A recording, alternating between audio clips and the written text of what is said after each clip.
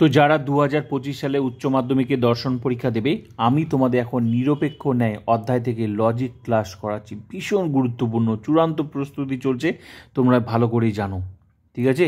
তো যাদের এই লজিকটা নিয়ে সমস্যা আছে তারা ভালো করে মন দিয়ে ক্লাসটা করো, জীবনে লজিক ভুল হবে না। আর তুমি আমার ক্লাস করবে ফুল টিউশন আর লজিক ভুল হবে, এটা হতে পারে না, গ্যারেন্টিতে বললাম। তো চলো মন দিয়ে ক্লাসটা করো। আজকের ক্লাস নিরপেক্ষ ন্যায় থেকে এখানে দুই ধরনের লজিক হয়। একটা লজিক হয় যেটাতে দোষ থাকে, এর ফলে তার সংস্থান, মূর্তি, বৈধতা বিচার কীভাবে লিখতে হয় সেটা এক ধরনের ক্লাস। আরেকটা লজিক হয় যেটাতে কোনো দোষই নেই, তার ফলে তার সংস্থান, মূর্তি, বৈধতা বিচার কীভাবে করবে সেটা। তো আজকের ক্লাস এমন একটা যুক্তি যেটাতে কোনো দোষ নেই, তো এর ফলে তুমি কিভাবে তার সংস্থান, মূর্তি, বৈধতা বিচার, আদর্শ আকার মানে কিভাবে করবে, মানে উত্তরটা কিভাবে লিখবে পরীক্ষায়। তো এই দুই ধরনের প্রশ্ন, যে কোনো প্রশ্ন আসতে পারে পরীক্ষায়, তো দুটোই তোমাকে শিখে রাখতে লাগবে। তো অবশ্যই এই ক্লাসটা করে নিরপেক্ষণের বাকি ফুল টিউশনটা প্লেলিস্টে দেখে নেবে। 2025 উচ্চ মাধ্যমিক দর্শন পরীক্ষার সম্পূর্ণ টিউশনটা পেয়ে যাবে ইউটিউবে, একমাত্র চ্যানেল যেখানে ফুল টিউশন পাওয়া যায়। ঠিক আছে? আর ফিলোসফিতে 100তে 100ই। এটা শুধু সাজেশন নয়, শুধু সাজেশন দিলাম আর খালাস, বাকি বাড়িতে বা কোনো টিচারের কাছে পড়বে, তার কাছে শিখে নেবে। এটা সম্পূর্ণ একটা টিউশনের দায়িত্ব, মানে আমার কাছে যারা পড়বে তাদের আলাদা কোনো টিউশন দরকার পড়ে না, ওটা তো আলাদা কথা। ঠিক আছে? যারা ক্লাস করেছো, নতুন হলে নতুনদের জন্য আমার এই কথাগুলো ক্লিয়ার। কারণ অনেক স্টুডেন্ট কমেন্ট করে বলে, স্যার ওই অধ্যায়টা একটু পড়ান, স্যার ওই অধ্যায় নোটটা দেন, স্যার ওই অধ্যায় লজিকটা পড়ান। আমার মনে হয় ওই ভিডিওতে দেখে, একটু কেটে চেটে দেখে আর কোথাও আর যাওয়ার দরকার মানে যায় না বলেই আর কিছু বুঝেও না। তো তার জন্যই আমার এই কথাগুলো বলা, ক্লিয়ার? তো প্লিজ বন্ধুদেরকে শেয়ার করবে যাদের যাদের ফুল টিউশন দরকার। তোমাদের যদি 100তে 100 দরকার, অবশ্যই প্রত্যেকটা অধ্যায় ফুল টিউশন দেখে নেবে, নোটস থেকে শুরু করে এমসিকিউ এসিকিউ অধ্যায়দের ফুল টিউশন দেখে নেবে। এবার টিউশন কাকে বলে সেটা আশা করি তোমরা টিউশন নিজেরাই পড়েছো, তোমরা জানো যে টিউশনে কী করানো হয়, আর সেই পুরো টিউশনটা তোমার কাছে সুযোগ রয়েছে দেখে নেবে। তো চলো, তো পরীক্ষায় প্রশ্ন থাকবে নিম্নলিখিত যুক্তিগুলিকে আদর্শ আকারে রূপান্তরিত করে তাদের মূর্তি ও সংস্থান উল্লেখ করো এবং বৈধতা বিচার করো। পরীক্ষায় এইভাবে প্রশ্ন থাকবে। এখানে এমন একটা যুক্তি নিয়েছি যেটাতে কোনো দোষ নেই, তো তুমি এবার উত্তর কিভাবে করবে। বারবার করে বলছি, এই ক্লাসটা করে বাকি ক্লাসগুলো নিরপেক্ষণের ফুল টিউশনটা দেখে নেবে, তোমার কাছে লজিক সব ক্লিয়ার হয়ে যাবে। সমস্ত লজিক শিখিয়ে দিয়েছি, কমপ্লিট হয়ে গেছে ফুল টিউশন। এখন জাস্ট যাদের সমস্যা ভালো করে বুঝে নাও। তো প্রশ্ন এরকম দেওয়া থাকবে, দুইটা দেওয়া থাকবে, 4+4 8 মার্ক। তো এই অধ্যায় থেকে নোটও আসবে, তো যাদের নোট মুখস্থ করবে নোটগুলো লিখে নেবে খাতার মধ্যে গিয়ে, ক্লিয়ার? দেখে নেবে এই অধ্যায় গিয়ে। তো প্রশ্ন এখান থেকে থাকবে, এবার তোমাকে উত্তর করতে হবে, মানে এখান থেকে উত্তর শুরু করতে হবে, সেটা যৌক্তিক আকার হোক, আদর্শ আকার হোক, ক্লিয়ার? তো এই যে যুক্তিটা আছে, এখান থেকে তুমি সবার আগে সিদ্ধান্ত বার করতে, মানে যে প্রধানাস্ত্র বা অপ্রধান সিদ্ধান্ত 3টা লাইন আছে, 3টা লাইনের মধ্যে নিচ থেকে শুরু করতে হবে, নিচের থেকে এই লাইনটা থেকে, তারপর এই লাইনটা বার করতে হবে। কি করে তুমি বার করবে? তো এটার নিয়ম আছে। নিয়ম কি? অতএব, সুতরাং, কাজেই যদি থাকে, তার পরের বাক্যটার সিদ্ধান্ত এখানে কোথাও আছে? নেই। তাহলে ঠিক আছে। আরেকটা আছে কারণ কিংবা কেননা, যেহেতু থাকলে তার আগের বাক্যটার সিদ্ধান্ত খোঁজার চেষ্টা করবো, আছে, মিলে গেছে যেহেতু। কারণ কিংবা কেননা, যেহেতু থাকলে তার আগের বাক্যটা, তো যেহেতুর আগের বাক্যটা কোনটা? এটা, মানে এটা সিদ্ধান্ত। তাহলে সাপ নিরাপদ নয়, এটা কোন বচন হবে? ই বচন হবে। কোনো সাপ নয়, নিরাপদ, ই বচন। ব্যাস, আইডেন্টিফাই করে নিলাম। 3টা লাইনের মধ্যে একটা লাইন আইডেন্টিফাই করে নিলাম, বাকি দুটো পড়ে থাকলো। তাহলে সবার আগে এই 3টা লাইন লেখার মতো জায়গা রাখতে হবে, নিচ থেকে উপরে উঠতে হবে, সিদ্ধান্ত লাইনটা আগে বার করতে হবে, ক্লিয়ার? এই সিদ্ধান্তের যে উদ্দেশ্য পদ, যেটা ই বচন হলো, এই উদ্দেশ্য পদটার নাম এস, বিধেয় পদটার নাম হচ্ছে পি। এস মানে পক্ষপদ, পি মানে সাধ্যপদ, ক্লিয়ার? এবার তুমি কি করবে? দ্বিতীয় লাইন, নিচ এক লাইন হয়ে গেল, এবার দ্বিতীয় লাইনটা কি করে আনবে?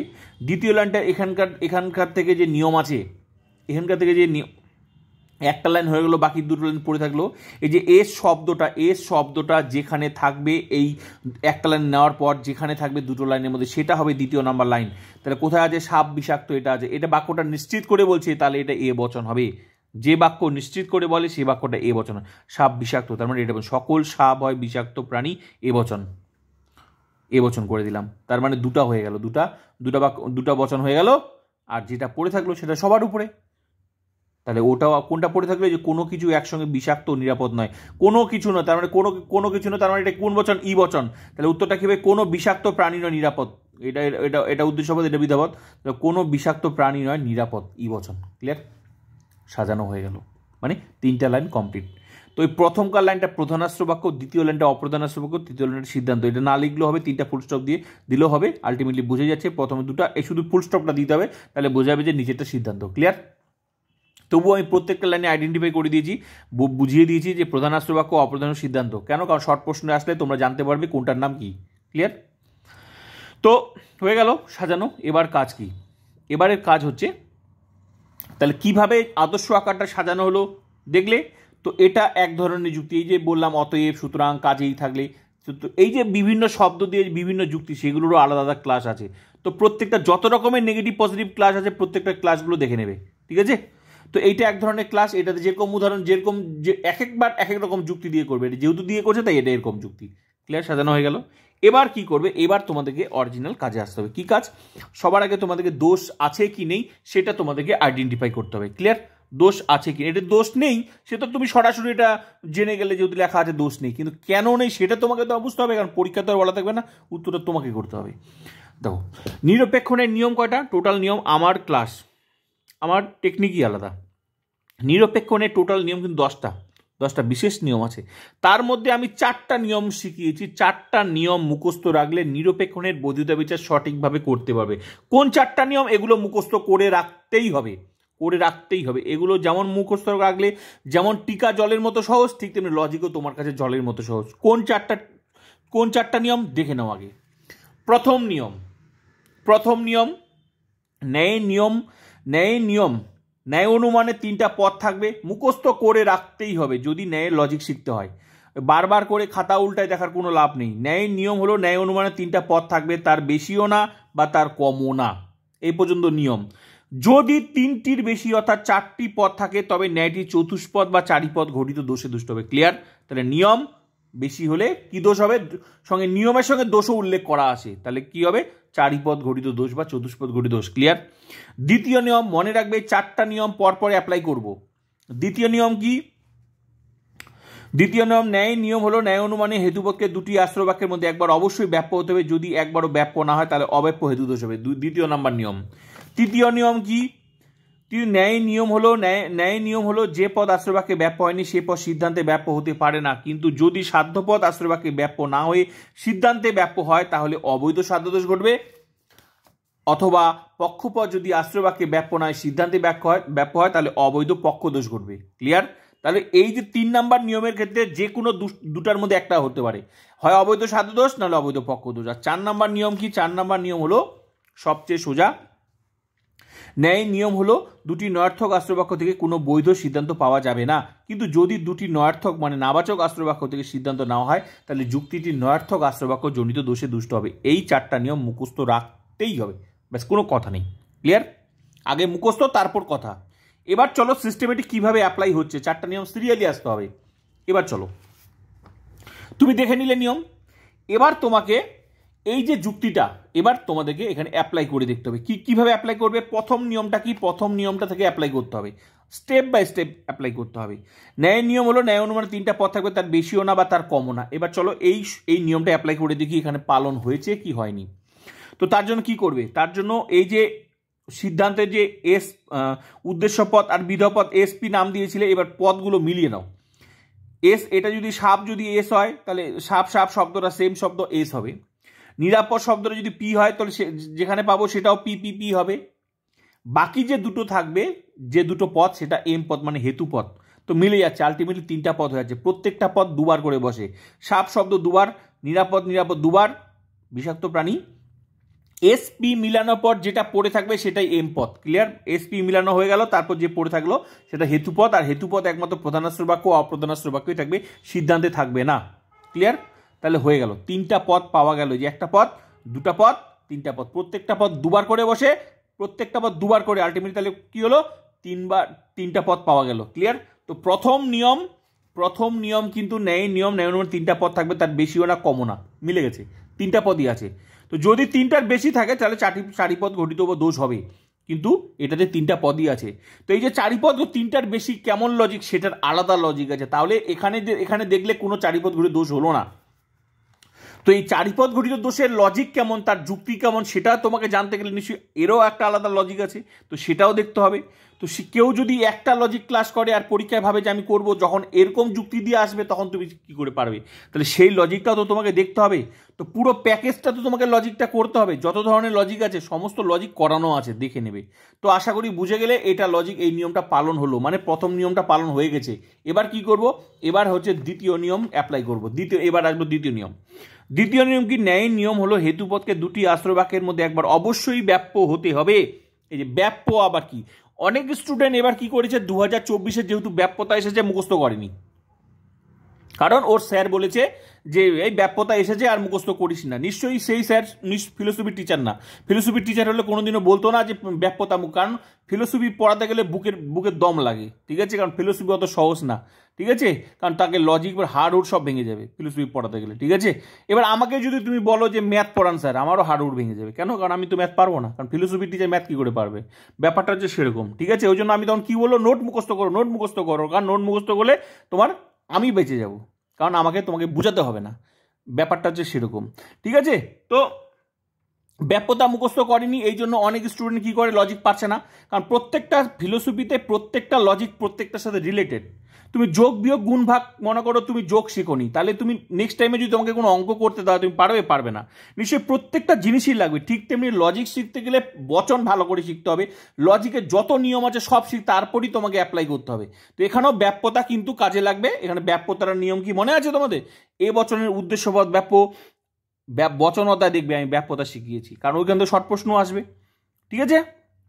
তো এখানে দ্বিতীয় নিয়মটা আমরা আবার মেলাবো। ব্যাপ্যতা মানে এখানে হেতুপদের কথা বলছি। হেতুপদ মানে কি, হেতুপদ মানে হচ্ছে এম পদের কথা বলছি, এম পদ, ঠিক আছে। এই যে হেতুপদ মানে এম পদের কথা বলছে। তো নিয়ম কি, দ্বিতীয় নিয়ম বলছে হেতুপদকে দুটি আশ্রয় বাক্যের মধ্যে একবার অবশ্যই ব্যাপ্য হতে হবে। তো ই বচনের দুটা পদ কি ব্যাপ্য, কারণ হেতুপদটা কোন জায়গা আছে, উদ্দেশ্য স্থানে, কিন্তু আমরা কি জানি ই বচনের দুটি পদই ব্যাপ্য। এ বচনে উদ্দেশ্যপদ ব্যাপ্য, বিধপদ অব্যাপ্য, ই বচনের দুটি পদই ব্যাপ্য, আই বচনের দুটি পদই অব্যাপ্য, আর ও বচনের উদ্দেশ্যপদ অব্যাপ্য, বিধপদ ব্যাপ্য। এই যে ব্যাপ্যতাটা আমরা ওই জন্য বললাম আমার ফুল টিউশনটা দেখে নেবে, ঠিক আছে। 100-তে 100 তারাই পাবে যারা ফুল টিউশন ক্লাস করে, টাকা দিয়ে ওই টিউশন পাবে না। তো আশা করি বুঝে গেছো, দ্বিতীয় নিয়মটা পাস হয়ে গেল। দ্বিতীয় নিয়মটা কি বলেছে, দ্বিতীয় নিয়ম বলেছে ন্যায় নিয়ম হলো হেতুপদকে দুটি আশ্রয় বাক্যের মধ্যে একবার অবশ্যই ব্যাপ্য হতে হবে, যদি ব্যাপ্য না তাহলে অব্যাপ্য হেতুদোষ। কিন্তু হেতুপদ, কিন্তু এই যে হেতুপদ ব্যাপ্য হয়ে গেল, কারণ ই বচনের দুটা পদই ব্যাপ্য। তা আমাদেরকে শুধু তো হেতুপদটা জানতে চেয়েছে, মানে হেতুপদটা কোথায় আছে, উদ্দেশ্য স্থানে, ই বচন হওয়াতে হয়ে গেল। এখানে যদি না হতো, এখানে ভালো করে দেখো, এ বচন এখানেও হেতুপদ আছে, বিধেয় স্থানে আছে, এখানে অব্যাপ্য। তো এখানে অব্যাপ্য হয়েছে, তো কি হয়েছে, এখানে তো ব্যাপ্য এক জায়গায়, কারণ হেতুপদ দুটো জায়গায় আছে, যে কোনো এক জায়গায় ব্যাপ্য হলেই হবে, এটাই নিয়ম। তার মানে দ্বিতীয় নিয়মটাও পাস, অব্যাপ্য হেতুদোষ হয়নি।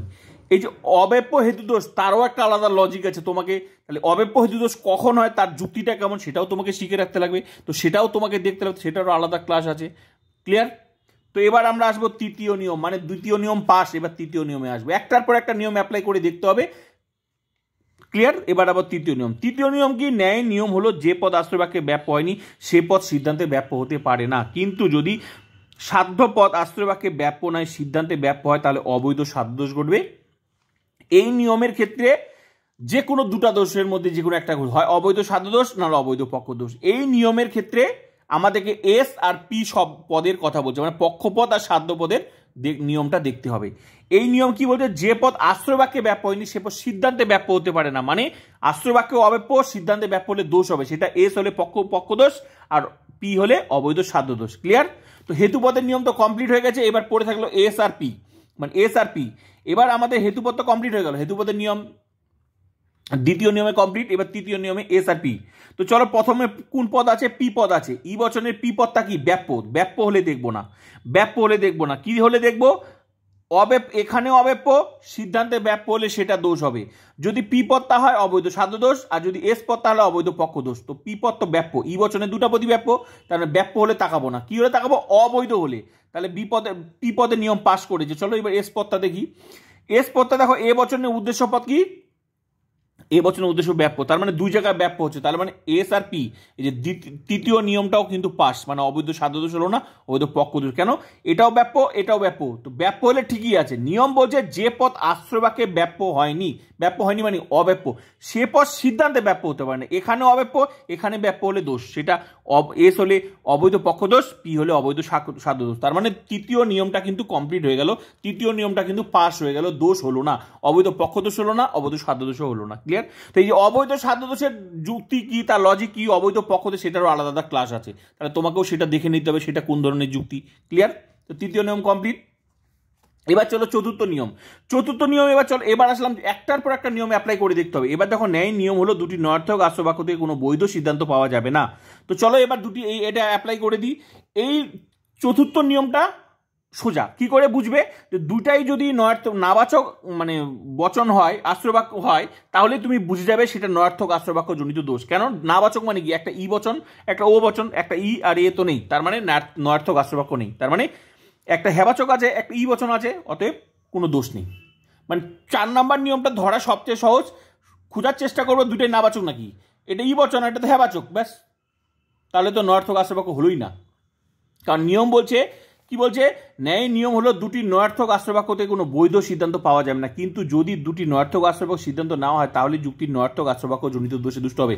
কিন্তু দুটি নয়ার্থক না তো, একটা তো নাবাচক, একটা হেবাচক, তাহলে ব্যাস, এটা কোনো দোষ নেই। তার মানে দেখা গেল 4টা নিয়ম অ্যাপ্লাই করে দেখলাম কোনো দোষ নেই, এই জন্য এখানে দোষ নেই। তো বোঝা গেল এইভাবে একটার পর একটা।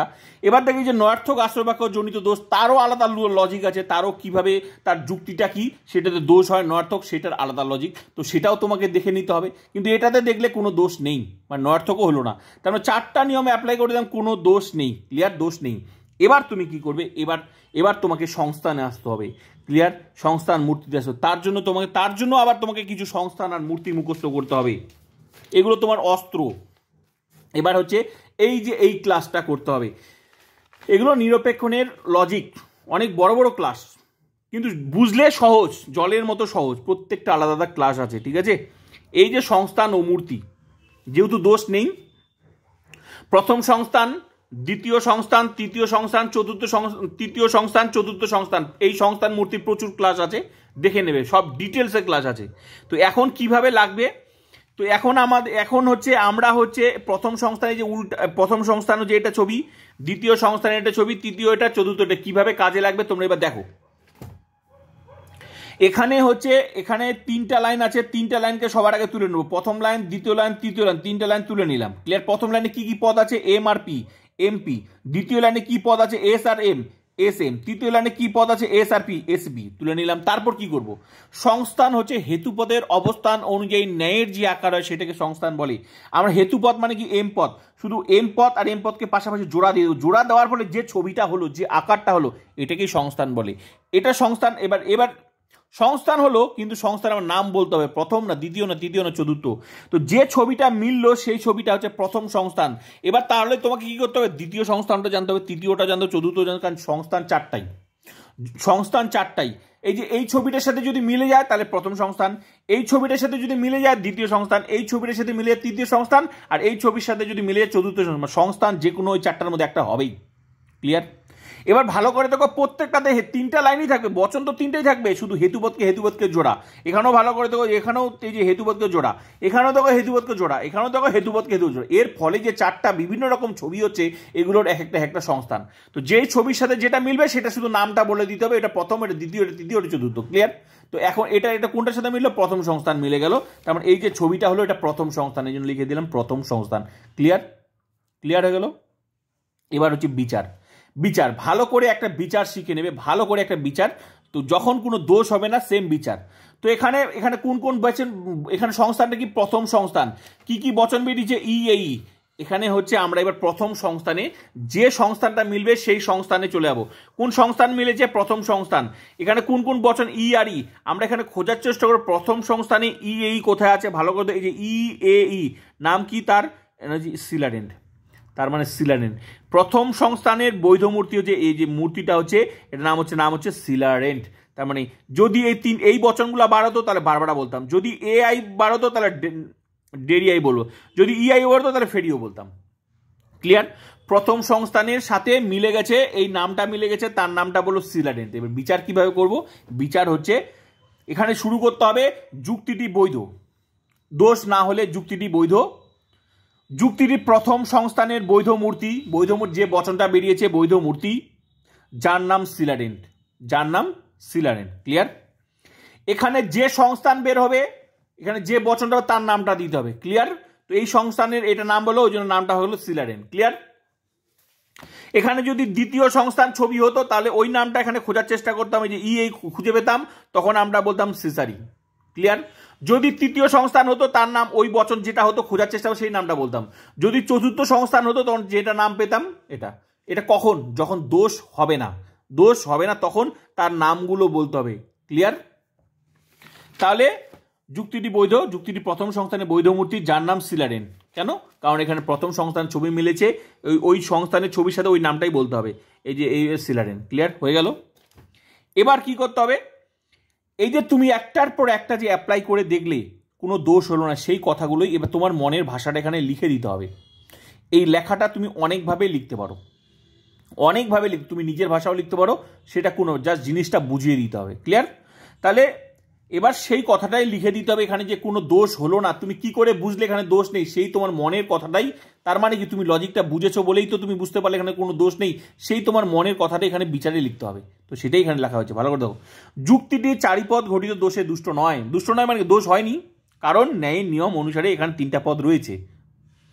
আবার এখানে অব্যাপ্য হেতুদোষ ঘটেনি, কারণ এখানে হেতুপদ 2টি আশ্রয় বাক্যের মধ্যে ব্যাপ্য হয়েছে। তাছাড়া অবৈধ সাধ্যদোষ, অবৈধ পক্ষদোষও ঘটেনি। এইভাবে যুক্তিটিতে ন্যায়ের কোনো নিয়ম লঙ্ঘিত হয়নি, অর্থাৎ ন্যায়ের সব নিয়ম পালন করা হয়েছে। অতএব যুক্তিটি বৈধ এবং বৈধ মূর্তি ইএই, যার নাম সিলাডেন্ট। ব্যাস, কিচ্ছু না, জলের মতো সোজা। এখানে কোনোই তো দোষ ঘটেনি, তো সেই কথাগুলোই এখানে লিখেছি। একটার পর একটা যে তুমি অ্যাপ্লাই করে দেখলে কোনো দোষই ঘটলো না, সেই কথাগুলোই এখানে ন্যায়ের সব নিয়ম পালন করা হয়েছে। তো সেইটাই হচ্ছে, অতএব যুক্তিটি বৈধ মূর্তি, এই যে বচনটা বৈধ মূর্তি, যার নাম কি? যার নাম সিলাডেন্ট। ব্যাস, এই হচ্ছে বিচার। যখন দোষ হবে না, সেম যুক্তি সব জায়গায় দিতে হবে, শুধু বৈধ মূর্তিটার নাম চেঞ্জ হবে আর সংস্থান যেটা হবে তার নামটা দিতে হবে। ব্যাস, এইটুকু জায়গায় পরিবর্তন। তো প্রচুর ক্লাস আছে এরকম যুক্তির, বাকিগুলো দেখে নাও। প্লিজ শেয়ার বন্ধুকে। ফুল টিউশন ক্লাস করো, 100-তে 100 গ্যারেন্টি। এটা কোনো নর্মাল ইউটিউব চ্যানেল নয়। Please share.